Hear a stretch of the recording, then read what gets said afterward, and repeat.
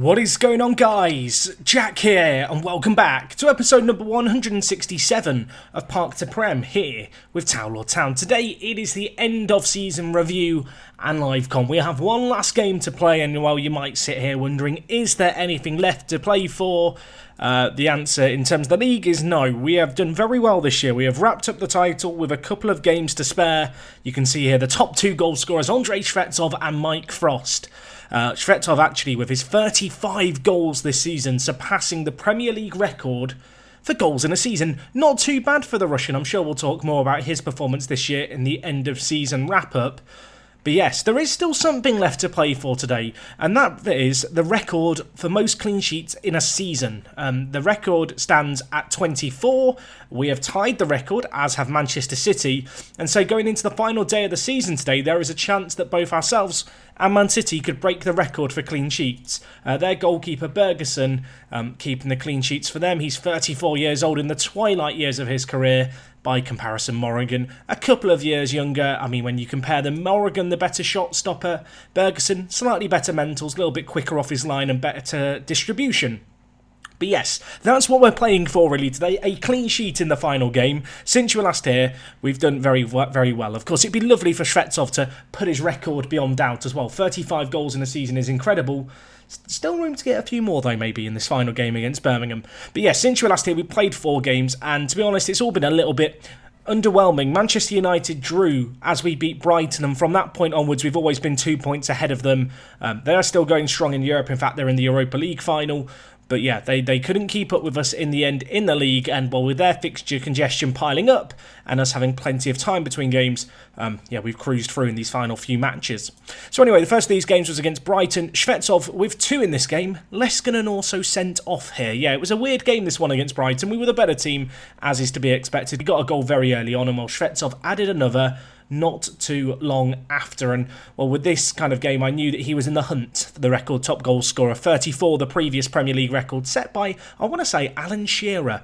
Maybe wrong there. Answers on a postcard if you know. And while following on from one good result against Brighton, a great result against Chelsea. Away from home in this game, of course, our big rivals of last season. Interestingly enough, the points total that we have at the moment is 2 behind what we got last season. So a win here and we would surpass our record. So that's something else to aim for in this final game. But yes, against Chelsea, we took the lead through Matasevic. They then equalised just before half-time, but in the second half, we came out hot. Andre with another one of his standard screamers of a goal. Absolutely incredible effort by him. Shvetsov added one in the 56th minute, and Markovsky, unfortunately for us, our centre-back, was hauled off the pitch right towards the end. As a result, there was lots of extra time, and Shvetsov made the most of it. A really, really tidy finish for him in the 95th minute. He was loving it. I was loving it. 4-1, perhaps a little bit of a flattering result, I suppose, but yeah, not a bad way to go about wrapping up the title, beating them like that. The next game we had was at home against Everton. A good result here. Shvetsov and Matasevic with the goals. Shvetsov from the penalty spot opening things off, and then Matasevic just charging through on his lonesome. A bit like a battering ram, the Bosnian. Just, the ball was just glued to his foot and he managed to get away, bounced off the defender, felt him, tucked it in at the near post. I'm not quite sure how he scored it, to be honest. Anyway, most recently we took on West Ham. This finished 7-2. I would show the highlights, but we would be here for about half an hour. All you need to know is it was a dominant display, and this was the result where the title was confirmed. Prior to this game, it needed to be a 20-goal-swinging goal difference. So to win 7-2, a bit of an emphatic win to wrap up the year. Nice to see a real variety of goal scorers, and Shvetsov and Frost getting 2 each. So anyway, that brings us to this game against Birmingham. As I already mentioned, we're looking to keep a clean sheet in this game for a record. We're looking for Shvetsov to add a few more goals to his name. He's got 40 for the season in all competitions and 13 assists as well. And additionally, if we just look at the Premier League, last season, if we just have a peek here, we got 95 points. So yeah, we have the possibility of surpassing last year's total. Something else to, I suppose, to aim towards here. And let's get into this, shall we? We are going to be taking on Birmingham at home. Birmingham, a team who, of course, have Sami Tanel, our former man. We sold him to them. He's been playing centre mid, and to be fair, he's done very, very well for them. We do have a clause in his contract, which is a 50% sell-on. So if we were to buy him at any point, we would get 50% of any fee paid for him. So that's something that we could well exercise eventually. But to be fair, he's done some good little development over the season, playing for them really regularly. You can see 35 matches played in all competitions for Sammy. In terms of our team news, unfortunately, we have been wrestling with injuries. I mean, look at this. Now, the great news is a lot of them are coming back from injury. The bad news is they're coming back and the season's about to end. So Markovski's out, Soreta's out, Roberto Gonzalez is out, and then a few more backup-y players are out. It does mean at the back we're a little light on players. Makassi and Cesar are going to be playing at centre-back for us for this final game. And to be fair, they've played centre-back together quite a lot. I mean, you can see there, Makassi has started 19 Premier League games. Cesar's started 14. We really have rotated the team both in the league and in various cup competitions this year, which makes the defensive record we've had even more impressive. You can see here, Cesar just continuing to improve. One of the best defenders I've seen in a while in Football Manager. Yeah, he looks really, really good. I feel like next year he's going to have to be given the nod as one of our starting players, and he is on a nice long contract on not too much money as well. Anyway, elsewhere in the team, kind of what you'd expect. Kaiser is out, Leskinen comes in, Holman and Andre going to play alongside each other, Matasevic going to lead the line up front. He has really just continued to kick on and develop this year, which at 24 years old might seem like a bit of a surprise. You can see, just looking at his average ratings, you can just see the steady progression year on year on year. This season, 7 goals and 7 assists from centre attacking mid in the league, or at least mostly from centre attacking mid. He's played a few different positions for us. You can see though his best performances have come this year when he's been given a bit more room to manoeuvre in the final third. So we'll see how he gets on playing the advanced playmaker role. He is going to of course be playing behind Frost and Shvetsov, and well, you might remember at the start of the year we had these two guys this way around. Frost as the complete forward, Shvetsov as the advanced forward. I changed it in January, and we've really not looked back, have we? I mean, they're the top 2 goal scorers in the league. I know that it kind of was replicated last year. I think it was Dylan Turnbull and Shvetsov who were right up there in terms of 2 of the top goal scorers. I think Frost was the Golden Boot winner last year with 27, if I remember, for Man City. So yeah, Shvetsov, he's already got the Golden Boot. I don't think that Frost is going to catch him, considering he is 17 goals behind him in second place. But the record is broken. Can he continue to break it? And can we keep a clean sheet as well? I mean, Leskinen, get it to the near post for Shvetsov. Ball bounces. Oh my gosh, Matasevic has to score that. Really great opportunity for him after just a few minutes. We've got another set piece though. Jarno Leskinen dinking it in. Shvetsov's there, near post header. Tofolo catches it on this occasion. But, well, we're pressuring Birmingham quite a lot inside the first 6 minutes. I do feel like this game has a little bit of an exhibition vibe about it, but whenever the ball is near our goal, I'm going to get a little bit nervous because I really want Morrigan to set the record for most clean sheets in a Premier League season. It would just be such an incredible thing for him to achieve. Especially at us, of course, joined us for £1 million, you may remember. What a signing that turned out to be. So, yeah, on a personal level, I would love him to get it. Of course, following on from this match, guys, we are going to have the end-of-season awards. We're going to go through the squad, talk a little bit about the plans for next season, because Norman's developed a lot, and I do feel like we need to change things up. And while Shvetsov's been fouled here, we should be getting a penalty. We are going to get a penalty. Andrei Shvetsov, from the penalty spot, can he score it? Can he add another goal to his collection? Could it be 36 for the season? I say that like there's an element of doubt. To be fair, he's missed a few penalties this year, but he scored this one. I think it is worth just looking at this. He's had 11 penalties this season and scored 7 of them, and that's before this game. The amount of penalties we've got from working the ball into the box, from just being a pain in the arse from set pieces, has been incredible. And, well, Shvetsov's not had a flawless record, but I always feel like penalties are just a bit funky in Football Manager anyway. And, well, he's got a goal here. Now we just have to keep a clean sheet and I'll be a happy bunny. No pressure, boys. No pressure. No more goals conceded. Get everyone on defensive, Jack. Why even push forward for another? Nah, it wouldn't be the towel all way if we just shut up shop now. I want more goals. I want Shvetsov to get a hat-trick. If he can get 5 today, he'd have 40 for the season. In some ways, if he can get 3 goals today, Shvetsov could get a hat-trick. That would be, 38 goals for the season, averaging a goal a game. And, well, he hasn't actually played every game, so that would be kind of very impressive if he could pull it off. Holman, Vincent in the wide area. Can he pull it across? It falls to Frost. Saved away Matasevic, though.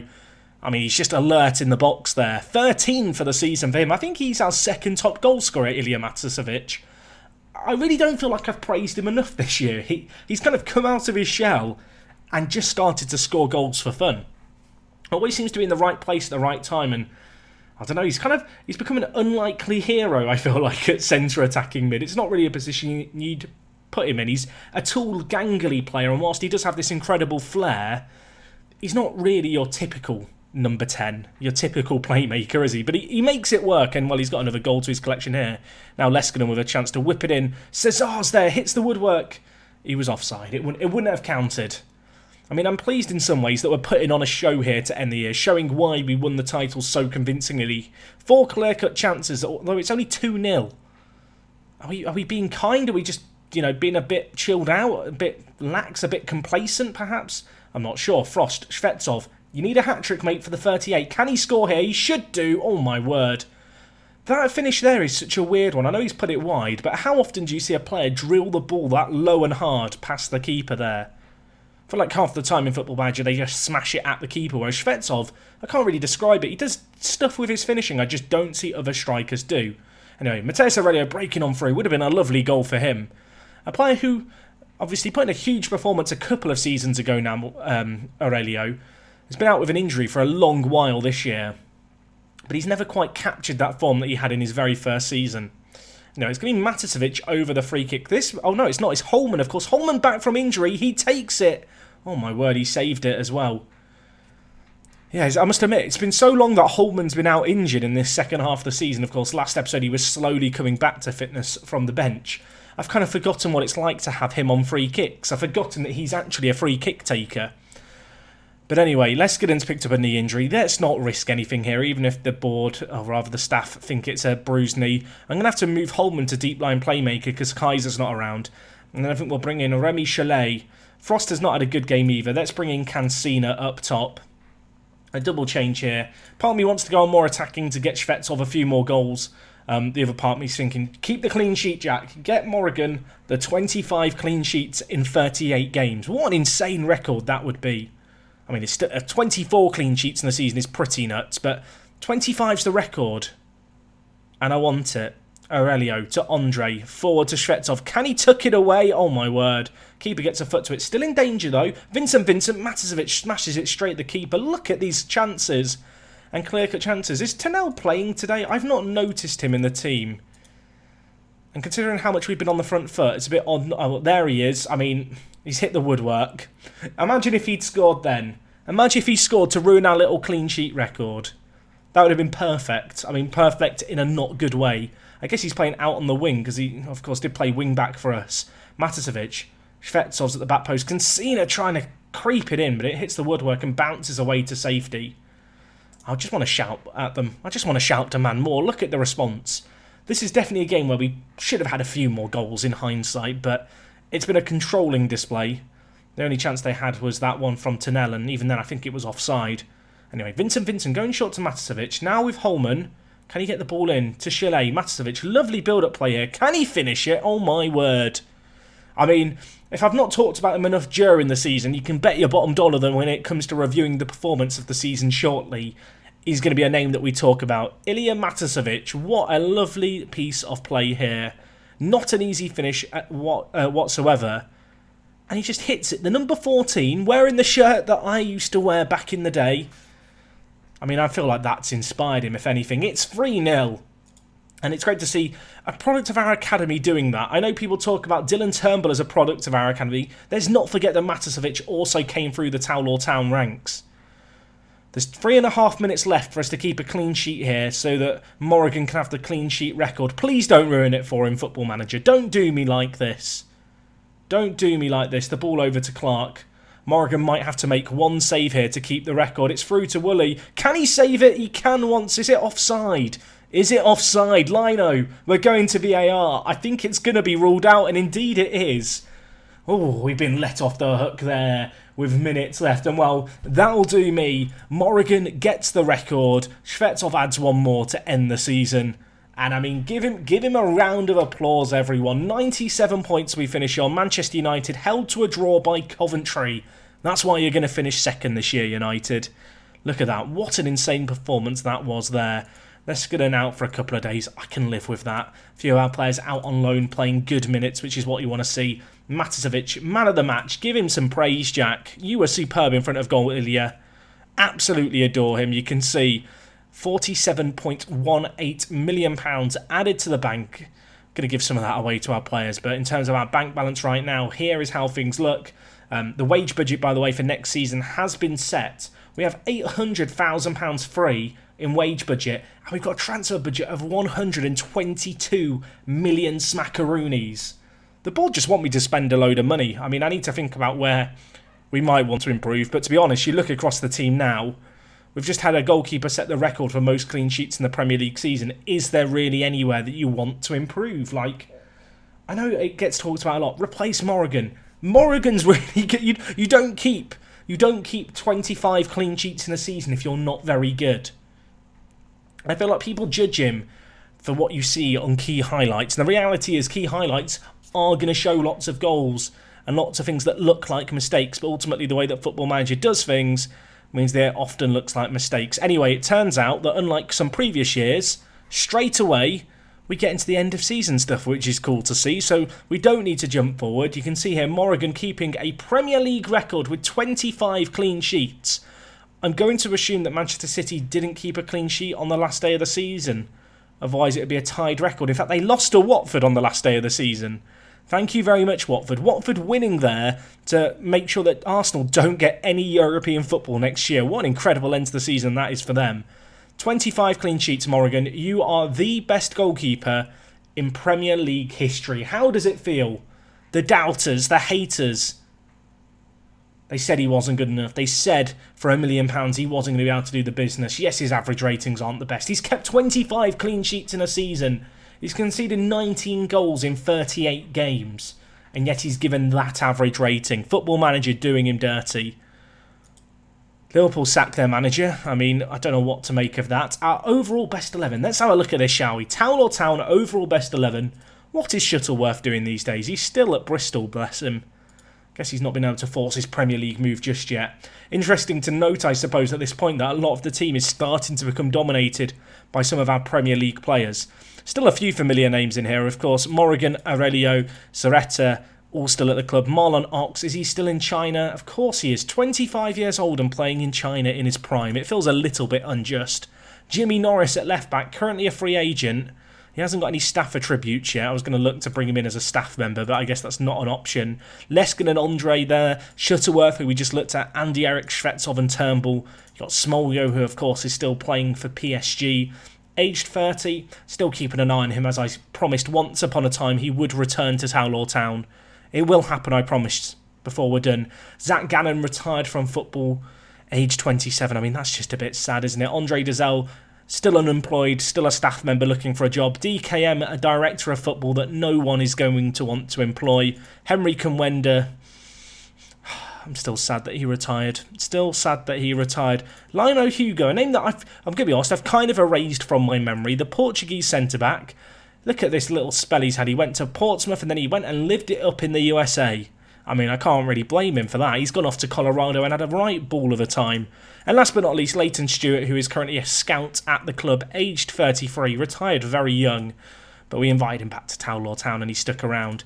So who's got the most appearances in club history? It looks like it is now Andrei Shvetsov, 375, pulling away from Dylan Turnbull, and 258 goals. I think that's league goals as well. I'm 99. In fact, no, it's not league goals, because on this screen here, only league stats are tracked. 36 goals, 7 assists as well. That's a ridiculous return by Shvetsov. But yeah, these stats here, they read quite pretty, don't they, for Andre? If he's not the team player of the year, it's going to be a bit unjust. Anyway, you can see here Andy Eric was inducted into the 11 this year. 149 appearances he has made. End of season awards, oh my word. Look how close this is. Shvetsov beating out Kevin Kaiser by 2%. Kaiser unfortunately missed the end of the year through a back stress fracture, but you can see here 11 assists to his name. Had a very, very good year here. I do feel like deep line playmakers always get slightly inflated average ratings, so I'm glad to see that Shvetsov beat him out. Mike Frost as well on 22% there. Dylan Turnbull with goal of the season against Fenerbahce. I'm now trying to remember this goal. You can see it came in a game where clearly we were rotating the team quite a lot. What was this goal? What did you do, Dylan? Remind me. We were 2-0 up at the time. Dylan Turnbull picked it up, cut inside. I mean, it's a great goal and a great finish, but I feel like we saw some better ones this year. Maybe that's a controversial opinion. Nevertheless, he's picking up here. Signing of the season, Mike Frost. I mean, he came in with a big price tag. There were questions of, can a player ever really justify £300 million? I mean, on his own merit, 18 goals and 8 assists, an incredible season. Would you say it's a £300 million season? I'll let you be the judge. I mean, it was better than his previous year, where actually he got the Golden Boot. This has been one of his best seasons ever, barring the season where he got 33 goals a few years ago now for Manchester City. But actually, I think the big thing with Mike Frost is just how much we got out of Shvetsov alongside him. I don't think that this performance by Shvetsov, when you compare it to previous seasons, is just a fluke. You can't really look at it like that. He doesn't go from 21 goals to 36 goals and from 1 assist to 9 assists without something drastic changing. And it's not like he's got monumentally better. He's just got one of the best players in the world alongside him. Interesting to note, Chalet breaking into the best 11 for the year. Of course, joined halfway through the season, played centre attacking mid for us. To be fair, put in some really good performances. I feel like he was a more than adequate replacement for Volta, and he really offered us something, a little bit different in the final third. In terms of the end of season review, fantastic to win the Carabao Cup, fantastic to win the Premier League. I feel like this season is going to be remembered for crashing out of the Champions League, though, in the first knockout round. It was against Bayern Munich. They are an incredible team if we just look. In terms of how they're getting on in the Champions League, you can see here they just played in the semi-final. Unfortunately, they lost to PSG 3-2 over 2 legs, but yeah, they're a very good team of Bayern Munich. I mean, when you look at their team here, in fact, this is our team. Let's have a look at their team. You can see here when you look at their team, they've got some pretty blooming good players. It's not surprising that we lost to them. In fact, I'm kind of surprised they lost to PSG. In truth, I know that Manchester City have been linked with a few of their players, which does scare me a little bit if they were to enter the Premier League. But at the same time, I think you guys would start actually rebelling in the comments if I was to sign another striker. So, yeah, maybe we won't sign you, Axel. I'm sorry. But, yeah, Pochettino doing good things with them there. At the same time, 100% average attendance is obviously fantastic. I know this gets asked every single year, and I answer it every year. I cannot ask for the stadium to be expanded. We are at the maximum expansion side. And as a manager, you can't request the stadium to be built, like a new stadium to be built, until the current one is 20 years old. However, in FM20, Sports Interactive did make it so there's a chance that the board will realise, hey, maybe we need a new stadium and do it before the 20 years are up. I'm going to be honest, we've been selling out the stadium for about the past 7 years. I've kind of given up hope that they're going to build a new one at this point, but we'll continue a couple of days after today's date and see if they do grant it. I mean, the reality is that we are losing money now. We've had the wage budget being upped and upped and up every year as we have, progressed. But we are getting to a point now where we are hemorrhaging money, and without a stadium expansion, we could be in trouble in a couple of years. And we will probably turn into a club where, unlike this year where we sold a load of players in order to be able to fund a Frost deal, we're actually having to sell a load of players for money in order just to support ourselves financially, which, whilst it's not an improbable thing to do, it's not an impossible thing to do. It's kind of just one of those things that I would rather avoid if we can. Otherwise, I'm going to have to look at hoarding in some youngsters, really adding players to our ranks, and then looking to develop them on for money. Of course, we have got players who are kind of lining up to join the club. I feel like the one that a lot of people have been looking forward to most is Benny Boy here. We've had an eye on him since he was 15 years old. He agreed to join us a little while ago. At 18 years old, he looks absolutely incredible. I mean, look how ridiculous he is at 18. He is a player who I want to bring in and try and bed straight into the first team if we can. I think that's going to be a little bit difficult. I need to have a bit of a think about how we're going to shuffle the team around. But in order to see him really reach the potential that I think he has, moves like that perhaps have to be made. But anyway, end of season review, largely positive. I think to win the Premier League twice in a row is a good little achievement. We're going to go for the three-peats, of course. You can see Manchester City had a spell where they won 5 in a row in the early 20s.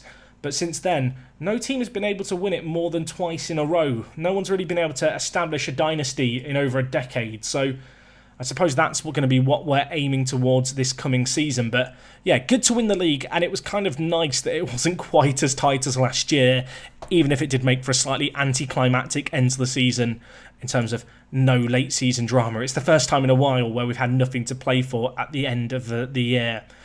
Anyway, in terms of club vision stuff, I don't think any of this stuff is new here. It's all fairly standard. In terms of expectations for end of next season, they want us to win the Premier League. They want the Champions League semi-final again, so That's going to be something to keep an eye on. You can see here we've got the aims to maintain the best youth system in the country and the best youth system in the world. I didn't actually talk about our intake this year in terms of youth intake. It was the worst intake I think we've had in a decade. It was absolutely awful. I can't even remember if I signed any of the players who came through on actual contracts. I don't think I did. Genuinely, it was atrocious. In fact, I think some of these players may have even been signed as part of it, which I feel like gives you a pretty good idea of how it's been. That said, a few of the youngsters that we have brought in recent years, obviously last season we spent, good chunks of money on some players here. They are actually starting to develop really nicely. I look at players like Gethin Collins here, at 17 years old. He is someone to get pretty excited about, an incredibly technically gifted player. Loads and loads of room to develop. And Pierre Charette, actually, a player who came from our academy, he's looking okay at 19. He's developing nicely. You might remember Artem Kevon. I had him as a goalkeeper for a little while. I wanted him in the team because he was homegrown at club. He actually forced a move halfway through the year. I don't think I even talked about it at the time because I kind of just bent... I gave way. And I just said, he kept complaining about wanting to leave, so I just took the L. I bent over and I just let him have his way with me. So he's gone off to Birmingham, I think, actually, Caval, to be a backup. So it would be nice to get a homegrown at club goalkeeper. Maybe Pierre Charette can be that man. Anyway, in terms of club dynamics, Leskinen, Morrigan and Shvetov as the team leaders. I am a little bit concerned that we have so many highly influential players at this point. That just means that if any of them get unhappy, I'm going to have a bit of a task juggling it around. But at the same time, you look at the personality of this squad, it's quite good. We've got 3 players here who are all perfectionists. We've got a lot of players who are fairly professional. It's a bit weird that we just have no influential players, but that's kind of just the way it has to be. You can see Morrigan is actually currently unhappy. The reason he's unhappy is because he wanted a new contract and I didn't give him it. How much do you want, Morrigan? He wants £275,000 a week. That feels a bit mad to offer a keeper who's 30 years old and he's already on £135,000. I was going to say, has he justified doubling his wages? But then I realised I've just bigged him up for the last half an hour. So, yeah, maybe he does. Anyway, in terms of team plan for next year, we're going to retain it, boys. We're going to win it again. They know what's expected of them. Look at that sea of green in the morale charts. That's what you want to see. A load of our players out on loan, getting reports back on them. Cardona, perhaps the player to keep an eye on. 18 years old. Could he follow in the footsteps of Cesar? Could we be onto something with a pair of Colombian centre-backs? That could be interesting. Anyway, Shvetov has picked up English Footballer of the Year. You can see he won it a few years ago. That was the year when we got relegated that he won it. You can see Mike Frost won it once upon a time. And so Shvetov adding his name to an illustrious list. He won the Players' Player of the Year as well. He won Golden Boot. Mike Frost coming second in the end. 18 goals and 8 assists. Bittner, 17 goals, 0 assists. Pathetic. Kaiser won Young Player of the Year, which is really cool to see, obviously. 11 assists in 30 games is nothing to be scoffed at. Morrigan winning the Golden Glove. Look at that. The average ratings of goalkeepers in Football Manager, they just annoy me a little bit. They were good, and then they were good when one-on-ones were broken earlier on in the year. I think prior to the Christmas patch, there was a period where goalkeepers would save a lot of one-on-ones. And it was to the point where they saved too many, but at that point then, the goalkeeper ratings were good. And now they're just back to their old ways. Anyway, we've won Manager of the Year, which you love to see. Is that our first year winning it? No, I say that like it's even a possibility. We've won it 4 out of the last 5 years. Take that, Frank Lampard. That's all I've got to say on the matter. But yeah, we've done very well. And then in the Team of the Year, 6 of our players in the team. Morrigan in goal. Aurelio at right back. So for all the Aurelio haters out there, despite the fact he only got a 7.09 average rating, that was good enough to get him in the Team of the Year. Matasevic and Andre in the centre of midfield. 2 players who I feel like I've stuck by for a very long time, and now suddenly I feel like I can scream from the rooftops that I was justified to stick with them. And kind of unsurprisingly, Frost and Shvetov up front in the Dream 11. I mean, it feels pretty good to see that many of our players there, doesn't it, really? What an incredible season it's been. Anyway, I'm hoping that there's going to be a news inbox item come through here with us getting something, but it doesn't seem like it's going to be the case. You can see Morrigan has set the record for Town or Town's most clean sheets in a year with 31 in all competitions. He's quite a good keeper, is Morrigan. He's quite a good keeper. He's our captain as well. Oh, I mean, I can't ever get rid of him, can I? I may even have to give him that new contract he's been asking about. Anyway, in terms of my award winners, I'm now trying to remember the awards. I should bring up my little Google Doc thing that I have that has all the awards on, but In terms of my player of the year, I feel like Shvetsov is obviously the obvious candidate, right? Like, how could you not give it to him? How could you not give it to Shvetsov? Like, he's just been so good this year. But there is just a little part of me that feels like it's a bit too easy to give it to the guy who's got all the goals. 41 in all competitions, though, is absolutely insane. And I mean, 9 assists in the league, 13 in all competitions. He has turn provider. It's really been Shvetsov and Frost playing alongside one another. So yeah, I guess Shvetsov gets it. I wouldn't put Kaiser in contention, even though he was close with the fans voting, just because that's because of the average ratings. You can see here, Shvetsov got as many assists as Kaiser, and also scored 39 more goals. So that's kind of why I feel the way I feel there. Cesar is probably my most improved player. I mean, look at him. He's improved so much in recent days as well. In recent real-time days as I've played through, but in the last season, just unreal development. You know, had a few loan spells out. This has been his first year at the club. 19 games he's played, a 7.48 average rating for a centre-back. I mean, I've got to play him more regularly. I feel like it could be... I mean, the question is, who does he play alongside, right? We've got 2 players out. Do you play him with Soretta, or do you play him with Markovsky? I mean, that's the question. That is the question, which I don't really know the answer. I mean, Markovsky on paper is the better player and is left-footed. The issue I have is Soretta has been complaining a lot in recent times. But in terms of homegrown players at club, I've only got 4 homegrown players at club. You might be looking here going, Hendrik Ankersen Lange, he's going to be homegrown, Jack. You know, except he's going to Hoffenheim at the end of the year. He was only ever really going to be a squad player backup, so I'm not losing too much sleep about him, although maybe I'm going to regret losing him on a free. But it does mean that, you know, I don't really want to drop Soretta or sell Soretta, and it's a similar story with Turnbull. I see the comments all the time telling me, Jack, sell Turnbull. We need 4 players who are homegrown at club for European competitions. These are the 4 players. We're actually short of a player trained in Nation, although we have got Norman coming back. But yeah, I feel like Soretta is probably going to be the 3rd choice centre-back. I feel like, I mean, you could see from that comparison, Cesar and Markovsky, I think, are just the 2 players you absolutely have to play alongside each other. They're quite complementary. I always thought of Markovsky as being really good. When you compare him with Cesar, it kind of puts it into perspective how ridiculous he is. The benchmark for centre-backs in this save game is a Manchester United centre-back called Wolf. I now just want to compare Cesar to him because I feel like they're kind of similar players. Cesar's got a long way to go to be comparable realistically to Wolf.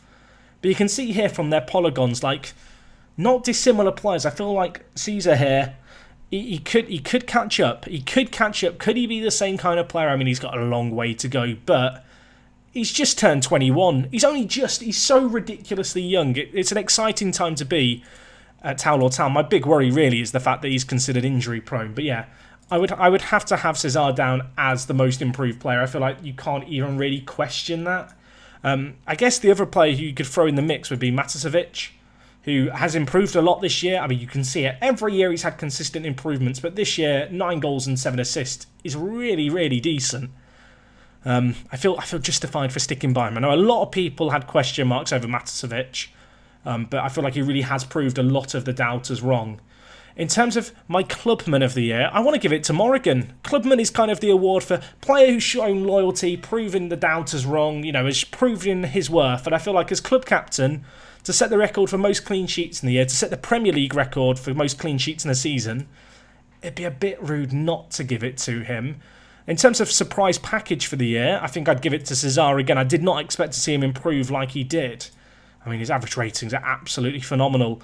I will also say McCassie surprised me a little bit this year. I did not think he would start 20 Premier League games, but with some of the injuries we had at the back and the rotation that was needed, he got those appearances. He is unhappy and he has been talking about wanting to leave because he wants a new deal. I kind of feel like with the new transfer budget set and the new wage budget set, I'll probably just have to give him the money that he wants. I mean, he played 28 games this year. It's not like he's a squad player anymore. Yes, he came in because of injuries and stuff, but he's very good. I guess just to compare him to Soretta directly, I mean, look at him. Look at him. Soretta isn't as good as I remember him being a few years ago. There was a few years ago where we were so high on Soretta, and I feel like you look at what we've got now and you kind of look at it and go, well, Soretta's probably only 4th best centre-back at a push, and even then, We've got Dio, who's been developing a little bit. I mean, he's got a little way to go to be as good as Soretta, but he's not worlds apart by any means as far as fourth choice centre-back. And then, of course, we've got Jimenez, who we signed this year. Unfortunately, got a longish term injury. He joined us in January for not a lot of money at all. I mean, he's not a bad player either. If we just compare him with Soretta, I mean, he's very comparable to Soretta, and he's a couple of years his junior. As I mentioned, the issue I've got with Soretta is he wants a wage rise. He's unhappy that I won't give it to him. But he's also homegrown at club, so I can't sell him. And of course, homegrown players at club is kind of something that you just have to plan longer term for, unfortunately, for us. In terms of my disappointment of the year, that's a really hard one to give this season, to be honest. I think if I was going to give it to anyone, maybe Turnbull, but Turnbull wasn't really given the chances this year. He got 4 starts in the league, 10 appearances off the bench, 4 starts in the Champions League, to be fair, and he did okay there. I guess he'd be the disappointment in the year, not because he actually performed badly when he played, but just because he didn't play at all. Which I feel pretty bad about. When you compare his average ratings to previous years, I know he's come on off the bench a lot, which makes the average ratings naturally a little bit lower. But he never really had the impact besides at the very start of the season where he scored 2 goals in the Community Shield. So when you take that 1 goal out of contention, in 9 starts and 15 appearances off the bench, he got 4 goals. Which when you've got the likes of Cancina, when you've got the likes of Frost, and when you've got the likes of Shvetsov is going to make things tricky. The other thing I've got to contend with is the fact that Steve Norman has had the most incredible loan spell at Juventus. 17 goals he's got in Serie A. But he's developed so much. He looks incredible. Just to compare him to Cancina, I mean, I don't mean to be rude, Cancina, mate, but you just look a bit average, really. Which is nuts to say, because Cancina won FIFA Under-21 Player of the Year. I feel like if we compare Norman to Frost, maybe, I want to say maybe he could show up Frost. I feel like that might be taking it a little bit too far. But he certainly excels in a few areas where Frost doesn't and has an edge in a few areas. I mean, by comparison, he's not really comparable, but that's not entirely surprising. In terms of what I'm going to do with Norman, that's not really a question I have an answer to right now. In terms of strikers, we've got Frost, we've got Shvetsov, we've got Norman, Cancina, Gonzalez and Turnbull. We've got 6 there. Gonzalez this year had a few injuries. I still really like Gonzalez, but you know, if the right offer came in, maybe I look to offload him. I just feel like he's got low wage demands. He is probably going to be looking for a new contract, so that's maybe something to factor in. In fact, I totally forgot. I did actually offer him a contract. I think he turned it down. I think he wanted £70,000 a week, which I wasn't overly sold on. So with that in mind, maybe Roberto Gonzalez goes. I mean, if you just compare him to Norman, he's just like a worse version of Norman. I have been thinking about what I'm going to do next year to solve things, and I'm in a few different mindsets, because part of me's thinking, how would I get 3 strikers onto the pitch with this system? And obviously the answer is, you probably just move Matasevic up and play with 3 strikers, maybe Shvetsov in the middle, Frost on the right, Cancina on the left, or even Norman on the right, Frost in the middle, Shvetsov on the left. Without the centre attacking mid, but then Matasevic has played so well there. But I am certainly weighing up the possibility of a 3-striker system. The other option is to go to this system here, and you could play Cancina on the left, and then you play Norman on the right, and then you've got Matasevic as backup on the right, and Andy Eric and Chalet who can play on the left as well as at centre mid. And then you probably play Kaiser and Holman at centre mid. But if you've been watching my streams where I've been managing Monopoly, using this kind of system, which I want to save just real quick because I can't remember when I last saved it and I don't want to ruin it here, so let's just save that there. But in terms of what I would be thinking, I mean, I'm wondering if we were to go with something. I need to get Norman in the first team here in order to doodle around here, but a bit of thinking aloud here, folks, in terms of what I'm wondering. I'm wondering if we ditch the centre attacking mid. I mean, the question is, who do you drop? Because Andre and Matasevic got on the team of the year this year, and Kaiser's obviously the go-to player at defensive mid. But maybe you sacrifice one of the centre mids to go with something like... I don't even know what you'd play, to be honest. I'd need to fiddle around with it a little bit. But I feel like with this front three, it would be a little bit criminal. I mean, to be fair, Norman can probably play as a complete forward in the wide areas, or even maybe just as a pressing forward. So if you've been watching my stream with Monopoly, which I recommend you, if you've not been following me on Twitch, because I know some people who watch it don't, use Twitch, I recommend checking it out, twitch.tv/WorkTheSpace. But we have been streaming a little bit, and we've used a system with 3 strikers. Similar, it's very similar in shape to this, to be honest. Not really by design, just because it's what I could fit. But I could see a world in which you play a system like this, and then you've got the option to like bring in Cancina in the wide areas. You could play, obviously it doesn't really matter what side they play on at that point, because it's all strikers. Although, if you don't know, players do actually have a preference of side. So you can see here, he prefers to be on the left or in the middle on a 3-man pairing, I guess because he's left-footed. Even though, which means that feels a little counterintuitive for me with Norman, because I know he's been playing on the right a lot, although Norman can play on the left and right wing, I suppose. What about Frost? Where do you prefer to play? You prefer to play in the middle of a 3-man. I mean, you could even go like that, Frost in the middle, but then is it a bit harsh to move Shvetov into the wide areas, considering he just got as many goals as he did, and he prefers to be in the middle of a 3-man pairing as well? I don't know, I'm thinking a little aloud here, but, maybe you go with something like this. Maybe you go with something like this, or maybe, could you put, no, there's not enough players back then if you move those. I guess the other option would be to drop the deep line playmaker completely and play Cesar or Makassi as a libero. But I'm not sure. I'm not sure I'm down to play that. I'm not. Maybe in our final season at Taolor, I might just go crazy with experimental tactics and stuff. But for now, I think we have to stick with what we know. But yeah, I don't know. I'm kind of doing a bit of thinking aloud here. But I mean, this team looks pretty scary, to be honest. 3 strikers is maybe something I need to look at playing. I mean, we'd have Cancina, Turnbull and Gonzalez then as the natural backups in all 3 areas.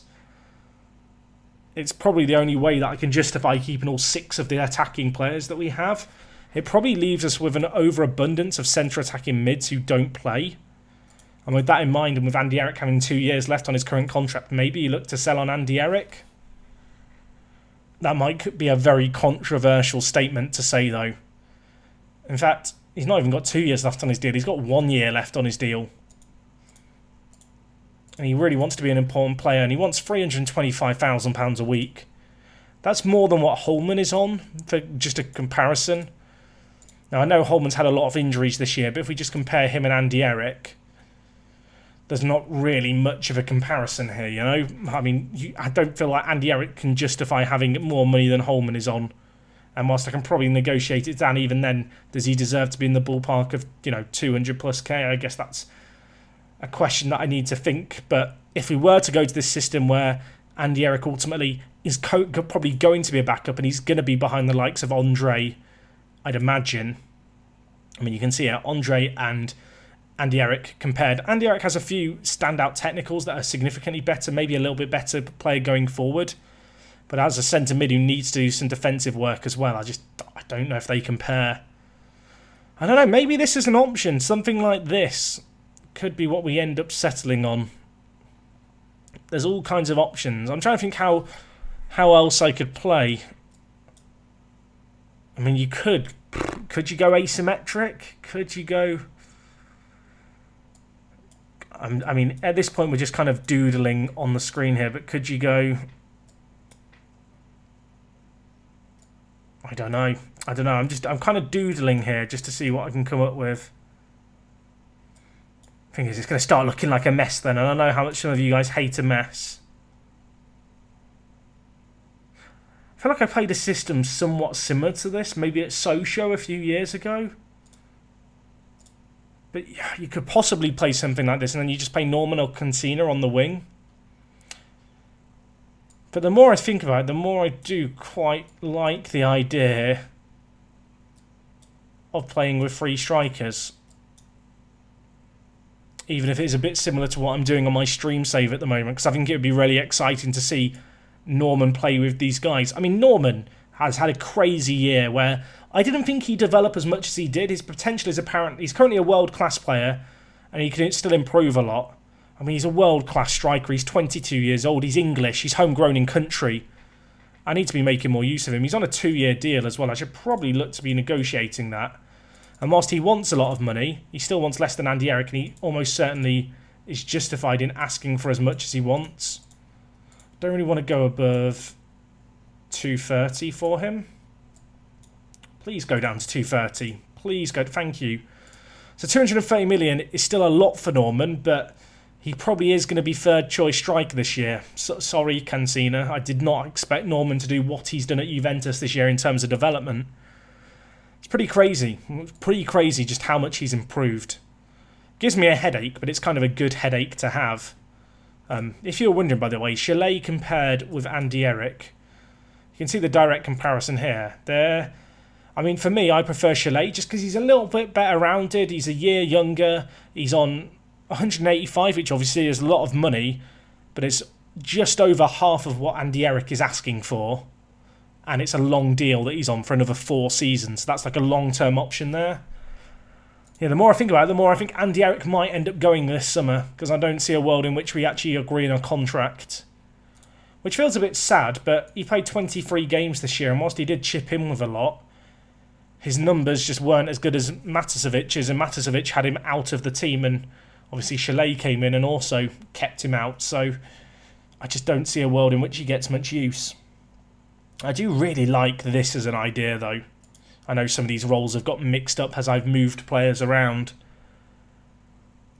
I mean, could Cesar play over Markovsky? That's another question. I've not really compared them recently. I mean, when you look at it like that, it's a case of, do you want a defender or do you want someone who's incredible with the ball? And that's a question I don't really know the answer to. You can see a direct comparison of the players here for this season just gone. McCassie did play a few easier cup games, which is worth just bearing in mind, but I don't know. I mean, you look at McCassie's attributes, you look at his stats, and it does make you wonder, do you forgo a little bit of the ability in the air and just go with McCassie, who we signed for 1.4 million, and Cesar, who we signed for 1.8 million, and make them the new bargain centre-back duo? It's really tempting. McCassie has caused me so many issues over the years, but I'm finally coming around to the idea that I'm just going to ignore his heading, which I know I bring up each and every time we talk about him. Hope he can sign a new deal, because how many years has he got left on his current contract? He's still got 3 years left on his current contract, so there's plenty of time to make him happy. I love the fact he's consistent and enjoys big matches. And while Cesar is injury prone, he's avoided injury so far, and if he is going to be injury prone, we've still got Markovsky and Soretta who can come in. It's been weird how I've kind of swung on which 2 centre-backs I preferred during this season, but to be fair, if we just look at the development for the last 12 months, McCassie's shown good improvement. I mean, since he first came to the club, his development's been absolutely nuts, as you can see here. As for Cesar, what has he done in the last 12 months? I feel like he's improved a lot. I mean, you can see here just steady improvements across the board. And from when he first joined us, only joined us 3 years ago, physicals have really, really improved. Just great jumping reach. Jumping reach was always a gap in his game, as was his heading, but as he's got older, he's got a little bit taller, a bit more physical, and he is one of the best centre-backs in the world at this point. It's difficult to deny that. I don't know. There's a few questions to be asked and answered, I feel like, going into this new season. I do need to have a bit of a think. I feel like the obvious option is just to remove Andy Eric. If you get rid of Andy Eric, I actually feel like the squad balance is already there in many ways. We kind of have what we need from our players. You can see, besides Andy Eric, we've got a few players with contracts expiring in 2 years that I need to keep an eye on. One of them is Norman, who's just agreed a new contract. I do want to give Turnbull a new deal. But as you can see, there's interest being shown from elsewhere and he wants to leave. I'm not selling Norman. I'm not selling Turnbull. With 2 years left on his deal, I'm pretty sure that I can get him to stick around. And because he's homegrown at club, it's almost one of those things where if it meant I have to lose him on a free, but we get him for the next 2 years, it's probably worth it. I know I go on about the homegrown stuff a lot, but it's an invaluable thing. You can't really put a value on homegrown players. If we just have a quick look at player searches, I can turn on the filter for homegrown at Towlaw. In fact, you can see here, I was looking at it. I've been looking at the players who are classified as homegrown at Towlaw. I mean, we could bring back Smoljo, Tanel, Kosic. I mean, do we want to have Kosic for a third time? To be fair, how's he got on at Napoli this year? He's put in a lot of games, but not actually played too well for them. He's only got 1 year left on his contract as well. But yeah, it's kind of difficult to put a value on the homegrown at club stuff, because when you look at the actual options we have in terms of homegrown at club players that we could promote, there aren't that many. The only one that's, I'd say, is an obvious one would be this guy, Haugeir Martinsson. He's a player who came through the academy a few years ago, and I've never really sung his praises much, but he's just kind of steadily improved to a point now where he could probably come in and be fifth choice centre-back.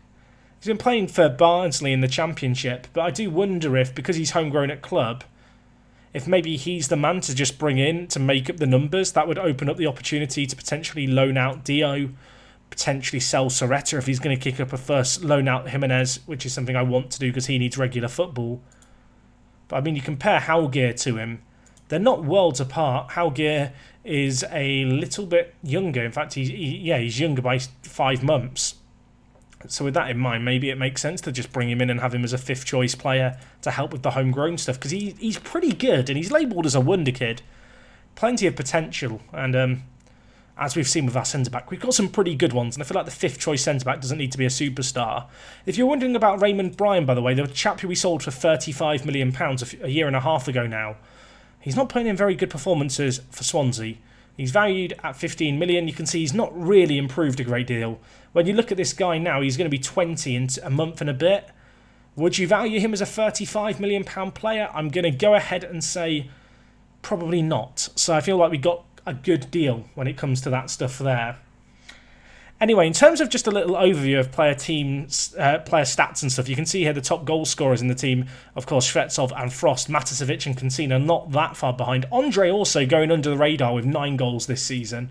In terms of assists, Kaiser leading the way, and then Shvetsov, Matasevic, Frost. Vincent also chipping in with 8 is not anything to be snuffed at either from left back, and he's not had a bad first year, Vincent. Obviously came in, he's on a lot of money wage rise, but we needed to give him that money to pull him away from Barcelona.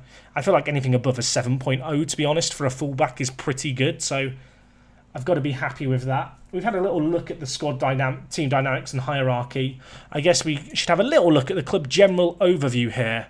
You can see here Kamwenda, Dazelle and ourselves listed as legends. Sonny Best, Stuart, Shvetsov and Dylan Turnbull in the icons column. And in favourite personnel, Kaiser, Leskinen, Shuttleworth Molyneux, Cancina and Adrian Highland. It's weird to think that we don't have any active players now in the Legends section. Looking at Shvetsov, I think, is the most likely candidate to climb up. I do feel like it's a little bit harsh that he's not in the Legends category already, considering he's the top goal scorer in club history, but that's just kind of the way Football Manager works. Anyway, our facilities are the best in the world. I need to continue here just to see if we get any news item about a potential new stadium, although given the fact it's not happened in any previous season, I've all but given hope on it happening. If it happens, it'll be a nice surprise, but I'm not entirely, expecting it. It was great to see Morgan set a record this year for most clean sheets. 31 clean sheets he kept, just as a reminder, which is absolutely nuts. Matasevic getting in the team of the week. You love to see it. We've been invited to a French tour. Why not? Let's go to France. I guess that's because of Chalet's signing. Of course, he joined us this year from France. He scored his first ever goal for the French national team not that long ago. I absolutely adore how good this guy's mentals are, how good this guy's physicals are, and the fact, apparently he's still got a little bit of room to grow, which at 22 years old, given how good he is right now, is not a bad thing at all. If we just compare him to Andre, not a dissimilar mould of player, not as good defensively as Andre, but has a slight attacking edge. I feel like they're two quite good players to interchange with one another, even if Remy Chalet just isn't quite as good in the the defending department, which is definitely needed from our centre mids. But yeah, I think that's going to be all for this episode. It doesn't look like there is a new stadium on the way, no matter how much I mash continue. I am going to have to go away and have a little bit of a think on things. I don't feel like there's any positions I immediately need to strengthen. I'm sure that I will reflect on it and think on it and come up with something. But to be honest, you could make an argument for a goalkeeper with how well Morrigan's going. I feel like that would be pretty criminal. When you look across the rest of the team, we're in a really good spot. I do wonder if it's just another year where we just hunt out some good young English talent, maybe even spend big money on 1 or 2 English national team players who are, of a similar mould to some of our existing players, and then look to sell on those players who are similar. I'm not always a massive fan of signing, English players for the sake of signing English players. However, at the same time, I would like to get a few more English players into our ranks. You know, we are an English club at the end of the day. I feel like, I don't want to say we've lost our DNA, but it does, to me at least, the way I like to play Football Manager, I do like to have players who are of the domestic nation of the team that you're managing. I am also a little bit wary of the fact that Deacon's contract is up in 2 years, similarly to Norman's. The good news is Kevin Deacon just loves being a squad player. It's what he was born to do. He was born to be the resourceful player who can play anywhere along the back. He's also born to annoy me by being annoying in negotiations. And that is a ridiculous contract to reject, James Winter. I cannot believe that just happened. Well, that's another thing to maybe try and renegotiate a little later on into the summer. I feel like Deacon is a bit of an unsung hero. Just always does a job at whatever fullback position we stick him in at. Yes, he's not of the quality of some of our other players, but he's just that all-rounder who, he fills the gap well. He never really makes glaringly obvious mistakes, even if he isn't perhaps getting the assists and having that impact going forward of the likes of Aurelio and Vincent.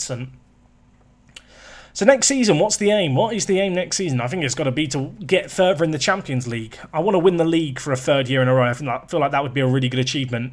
But I feel like the big prize that we're looking at is the Champions League again. You know, we've won it once. I want to win it again. I can say now safely I won't be ending the series until I win it a second time and maybe even a third time. I want to retain it, even if that is going to be a pretty difficult thing to muster up. But yeah, as I said, there's not a great deal in terms of squad building that I feel like is in desperate need of being done. Maybe a few more English players coming in, but you look at the average age of our squad, if anything, you've got players like Aurelio who are going to be entering their prime, Holman entering his prime, Shvetsov.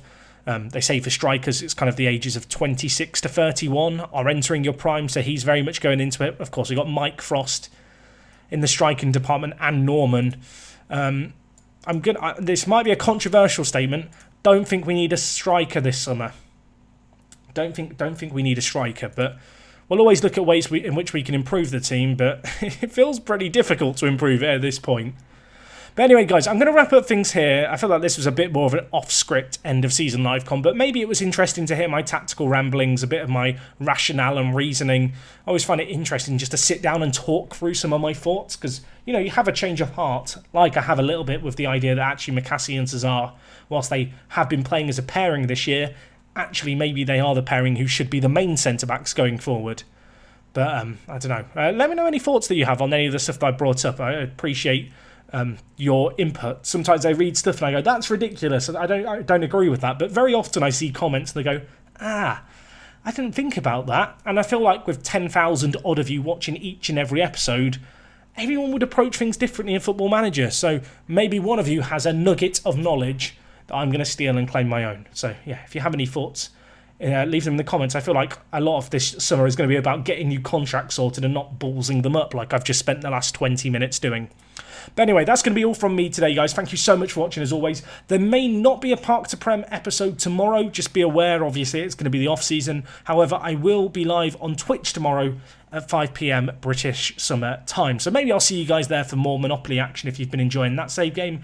If you've not been watching that save game, you can catch up. I may even do a video or two for YouTube where I kind of fill you in on the blanks so far, because it's turned into a pretty fun save game. And it's very challenging when you're just getting bankrupt all the time. But yeah, that's all from me. I've rambled on for long enough for this end of season live-con. Thank you for tuning in as always. I'll see you guys in a couple of days. It is me, Jack, and I will talk to you guys in a bit. I'm out.